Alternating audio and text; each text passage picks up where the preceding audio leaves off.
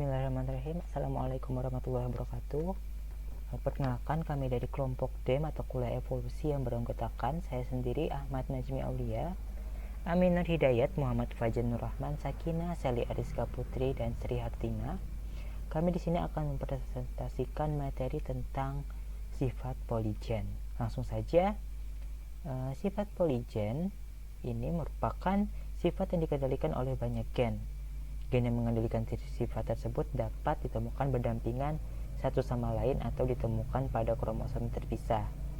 Sifat poligen ini memiliki allele dengan sifat yang dominan resesif. Namun ada banyak gen yang berperan dalam fenotip organisme dalam memberikan sifat.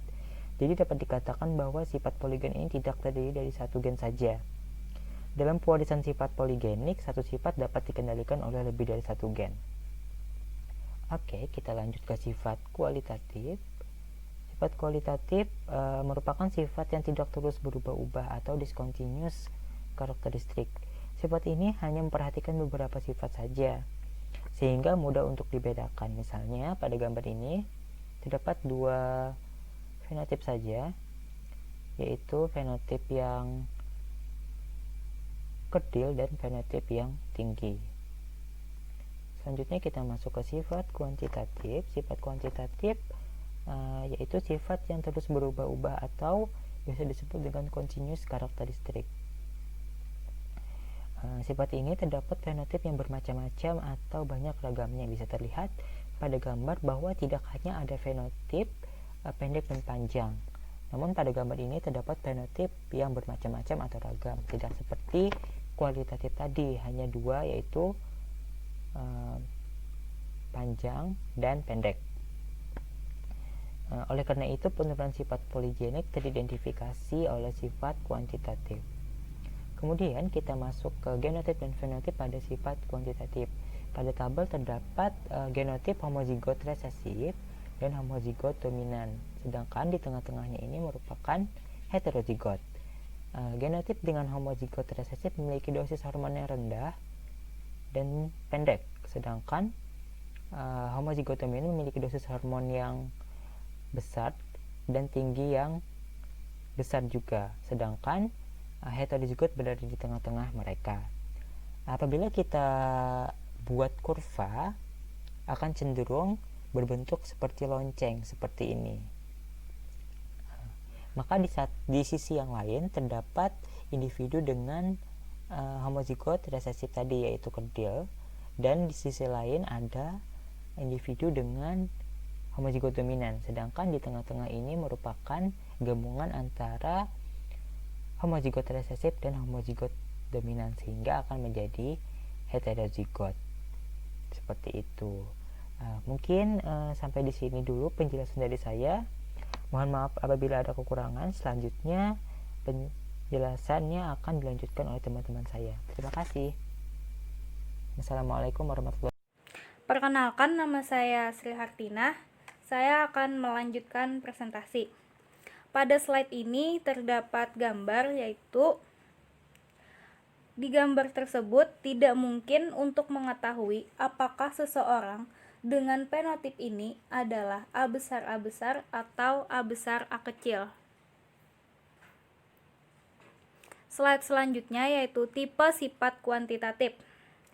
Tipe sifat pertama yaitu ada sinambung, yang artinya yaitu sifat yang bervariasi di antara kedua ekstrim tanpa ada pemisahan tegas dari satu fenotip ke fenotip selanjutnya. Dapat dipahami bahwa pada sifat ini banyaknya fenotip yang mungkin muncul di antara kedua ekstrim menjadi tidak terbatas. Tipe selanjutnya yaitu ada meristik, yaitu sifat yang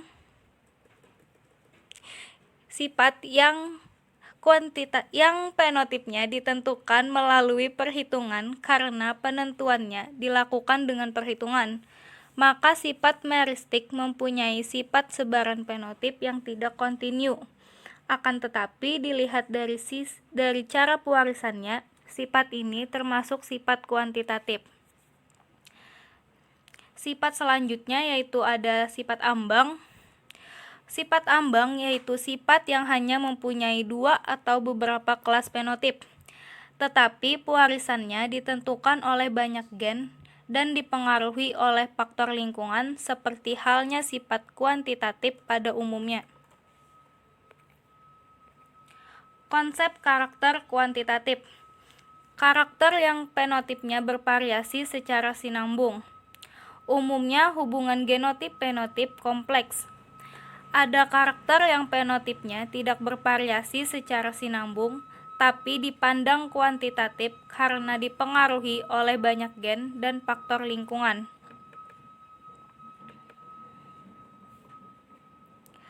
Pewarisan poligen, eksperimen Nielsen-Ehle.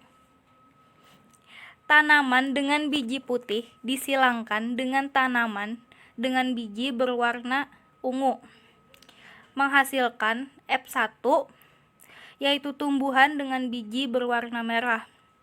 Lalu menghasilkan F2 dengan 1/16 tumbuhan dengan biji berwarna ungu, 4/16 tanaman dengan biji berwarna merah tua, 6/16 tanaman dengan biji berwarna merah, 4/16 tanaman biji berwarna merah terang, dan 1/16 tanaman dengan biji berwarna putih. Ini adalah metode pewarisan poligen berdasarkan eksperimen Nielsen-Ehle. Dalam eksperimen Nielsen-Ehle, yang digunakan adalah contoh persilangan antara tanaman dengan varietas biji putih disilangkan dengan tanaman varietas biji ungu. Pada keturunan pertamanya ditemukan tanaman yang memiliki biji merah. Kemudian antara persilangan keturunan pertama dengan keturunan pertama berikutnya dihasilkan keturunan kedua dengan 5 varietas fenotip, yaitu dengan frekuensi sebagai berikut. 1/16 tanaman memiliki biji ungu, 4/16 tanaman memiliki biji merah gelap, 6/16 tanaman memiliki biji merah, 4/16 tanaman memiliki biji merah terang, dan 1/16 tanaman memiliki biji putih. Berikut adalah rincian dari eksperimen sebelumnya. Pada slide terdapat susunan varietas-varietas genotip, dosis pigmen, dan fenotip. Di sini terdapat 16 jenis genotip. Seperti yang diketahui sebelumnya, poligen adalah sifat dari suatu sifat yang dikendalikan oleh lebih dari satu lokus gen. Dalam hal ini, sifat pigmen biji pada tanaman tersebut dikendalikan oleh 2 lokus gen, yaitu gen A dan gen B, di mana penentuan fenotipnya didasarkan terhadap dosis pigmen yang ditemukan pada genotip. Dari 16 jenis genotip, berdasarkan dosis pigmennya, ada 5 varietas seperti yang disebutkan sebelumnya. Satu genotip memiliki 4 dosis pigmen yang mengakibatkannya memiliki fenotip berwarna ungu. Terdapat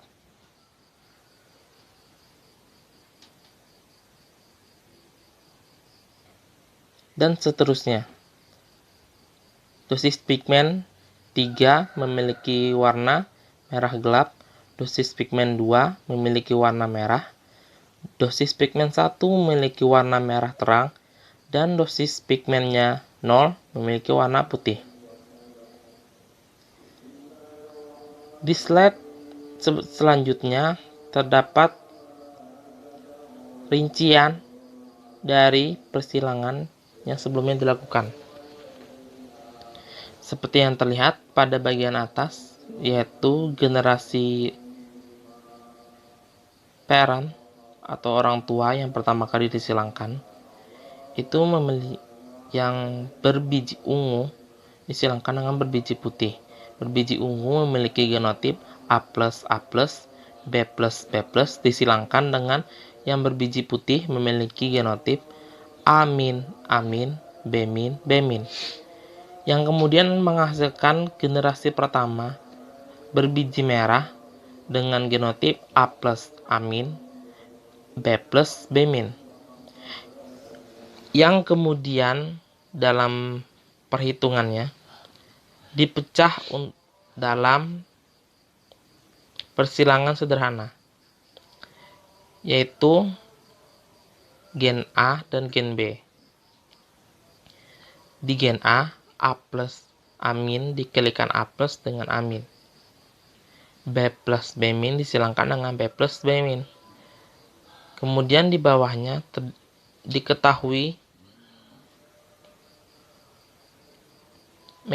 diketahui frekuensi dari genotip yang didapatkan, yaitu 1/4 A plus, setengah A plus amin, 1/4 amin, 1/4 B plus, setengah B plus B min, 1/4 B min, yang kemudian hasilnya dikombinasikan untuk mendapatkan varietas genotip yang kemungkinan muncul pada keturunan kedua. Berikut adalah mekanisme sederhana yang digunakan untuk mendapatkan genotip pada generasi kedua. Seperti yang sebelumnya diketahui, yaitu 1/4 A plus, terdapat 3 masing-masing genotip untuk satu gen, yang kemudian dikalikan. 1/4 A plus dikombinasikan dengan 1/4 B plus, yang caranya untuk mengetahui genotip sebelumnya adalah hasilnya A plus, B plus, dan frekuensi yang di depannya dikalikan. 1/4 dikali 1/4 dihasilkan 1/16. Dan seterusnya. Berikut adalah rincian hasil perhitungan berdasarkan metode sebelumnya. Di sini terlihat untuk bagaimana menghitung frekuensi dari masing-masing genotip, menghitung jumlah pigmen gennya, yang kemudian akan menentukan fenotip dari genotip tersebut.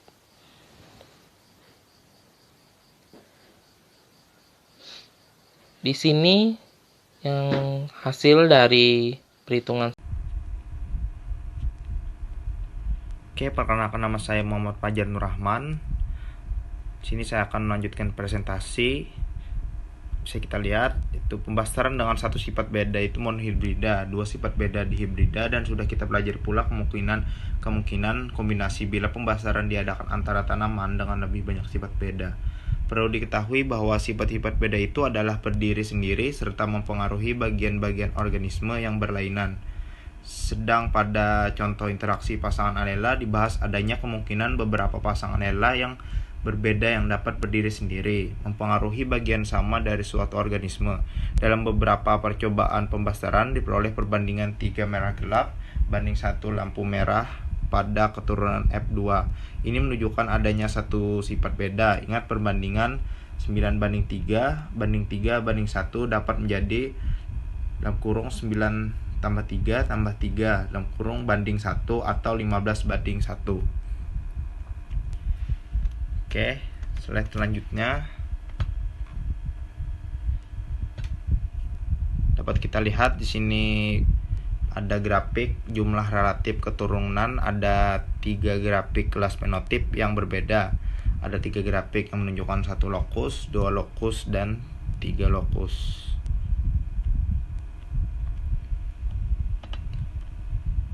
Oke, slide selanjutnya yaitu tentang keterwarisan heritability. Itu variasi genotip kuantitatif. Ada variasi fenotip kuantitatif pada tingkat organisme. Fenotip adalah sesuatu yang dapat dilihat atau diamati atau diukur, sesuatu sifat atau karakter. Dalam tingkatan ini, contoh fenotip misalnya warna mata, berat badan, atau ketahanan terhadap suatu penyakit tertentu. Fenotip, khususnya yang bersifat kuantitatif, seringkali diatur oleh banyak gen. Cabang genetika yang membahas sifat-sifat dengan tabiat seperti ini dikenal sebagai genetika kuantitatif. Fenotip ditentukan sebagian oleh genotip individu, sebagian oleh lingkungan tempat individu itu hidup, waktu, dan pada sejumlah sifat. Interaksi antara genotip dan lingkungan. Waktu biasanya digolongkan sebagai aspek lingkungan hidup pula. Ide ini bisa ditulis sebagai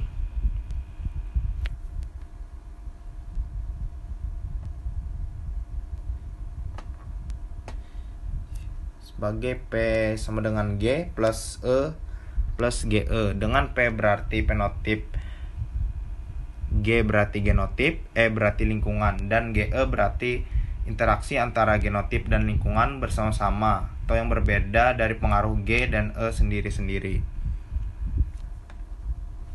Selanjutnya ada komponen ragam variasi genotip. Variasi genotip merupakan suatu besaran yang mengukur variasi fenotip yang disebabkan oleh komponen genetik. Keragaman genetik berasal dari mutasi gen, rekombinasi gen atau pindah silang, dan perubahan struktur kromosom. Baik, selanjutnya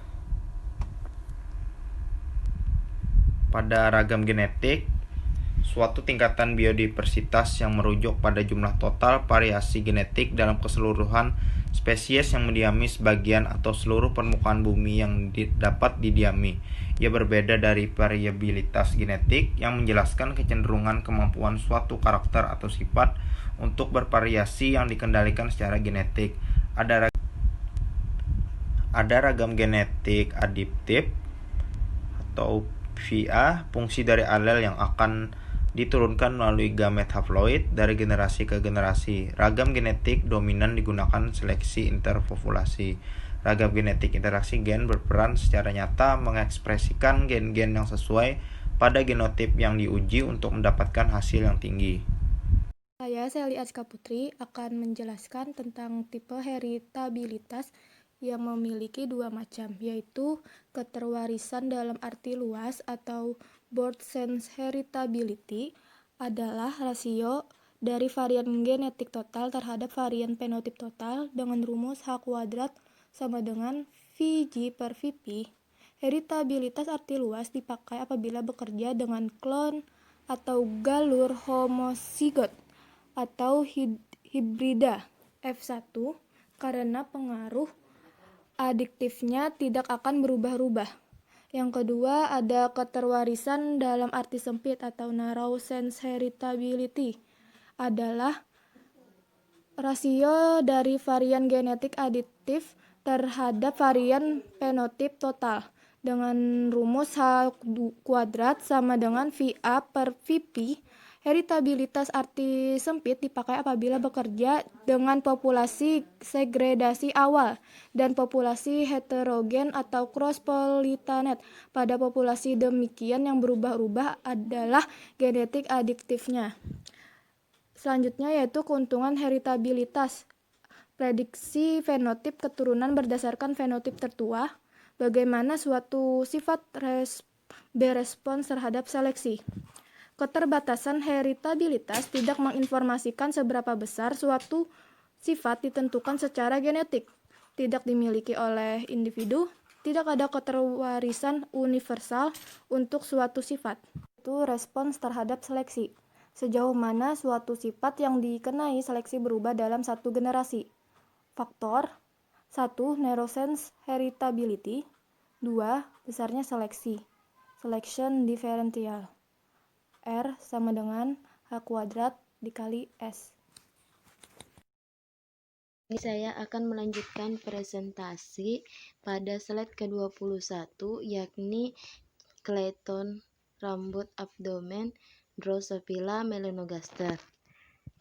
Neurosens heritabilitas pada melanogaster mempunyai nilai 0, sekian. Rata-rata jumlah rambut pada populasi yakni 35,3. Diseleksi sampel dengan rata-rata yakni 40,6. Seleksi diferensial sama dengan 40,6 dikurang 35,3. Didapatkan hasil itu dari diseleksi sampel dengan rata-rata dikurang dengan rata-rata jumlah rambut pada populasi, yakni hasilnya 5,3.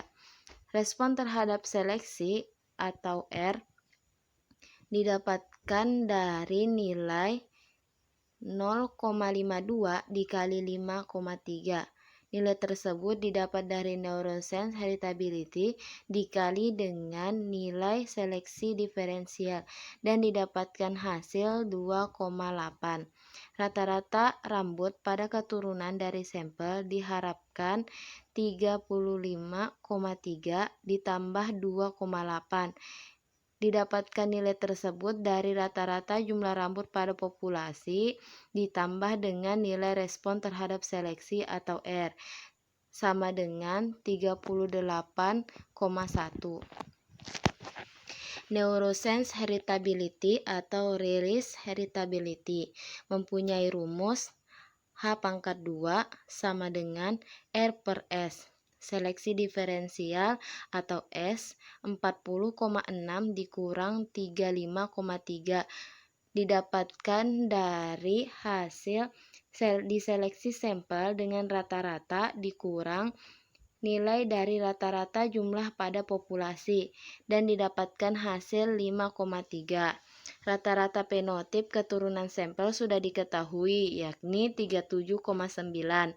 Respon terhadap seleksi atau R besar sama dengan 37,9 dikurang 35,3. Nilai ini didapatkan dari hasil rata-rata penotip keturunan sampel dikurang dengan hasil rata-rata jumlah pada populasi, sama dengan nilainya adalah 2,6.